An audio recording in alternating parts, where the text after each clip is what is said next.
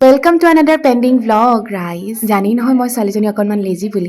সেইদিনা গধূলি ববহঁতৰ ঘৰলৈ গৈছিলোঁ। ববই আকৌ ৰাতিও ফুলনিখনৰ লগতে লাগি থাকে দেই। ফাৰ্ষ্ট অফ অল মোৰ বেকগ্ৰাউণ্ড নইজবোৰ ইগন'ৰ কৰিব প্ৰতিটো ভিডিঅ'তে, কাৰণ মই এতিয়ালৈকে মাইক এটা ল'বগৈ পৰাই নাই। অ'কে, তাৰ পাছদিনা মাৰ লগত বেংকলৈ গৈছিলোঁ। দত্তনীয়ে চেক জমা দিবলৈ গৈছিলে। তাৰ পৰা আহি প্ৰসাদ খালোঁ। তাৰমানে দেউতাই আজি দুটামান সকাম খাই আহিছে। তাৰ পাছত সাজি কাচি বৰমাও আহি বহিছেহি। আকৌ দুয়োগৰাকীয়ে বোলে ক'ৰবালৈ যায়। সেইদিনা শিৱৰাত্ৰি আছিলে আকৌ। জেঠাইহঁতৰ ঘৰত আকৌ গধূলি প্ৰতিবাৰে শিৱৰাত্ৰি আয়োজন কৰে নহয়। সেই উদ্দেশ্যে গোটেইখিনি গৈ আকৌ গধূলি জেঠাইহঁতৰ ঘৰ পালোগৈ। চকুত আজিনা এটা উঠিছে ৰাইজ, অত্যন্ত তাকো ভিতৰৰ ফালে। পিৰিয়ডৰ কাৰণে মই কাম বন কৰিব নালাগে। ৰাইজে বনাই মেলি মুখৰ আগত দিব, মই বহি বহি খাম আৰু।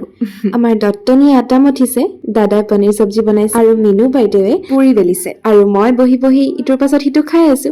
বেয়াও লাগিছে পিছে, চবেই পূজা দিছে, ময়ে দিব পৰা নাই। বাৰু এতিয়া মই খাম প্ৰসাদ। শিৱৰাত্ৰি পাতিছে বুলি আকৌ ভাংযুক্ত প্ৰসাদ দিয়া নহয় দেই। মাহ প্ৰসাদ আৰু লুচি পুৰিৰ আয়োজন কৰিছে। ৰ'ব, তেনেকুৱাতে দীপক ছাৰে ফোন কৰিলে 9:30 বজাৰ পৰা বোলে অনাতাঁৰ নাটৰ শুভাৰম্ভণি হ'ব আৰু 9:30 বাজিবলৈ 5 মিনিটমানহে আছিলে। ছাৰে ক'লে তুমি এতিয়াই গুগলত গৈ আকাশবাণী ডিব্ৰুগড়ৰ লাইভ শুনা। কিমান দিনৰ পৰা যে ৰৈ আছিলো এইটো শুনিবলৈ।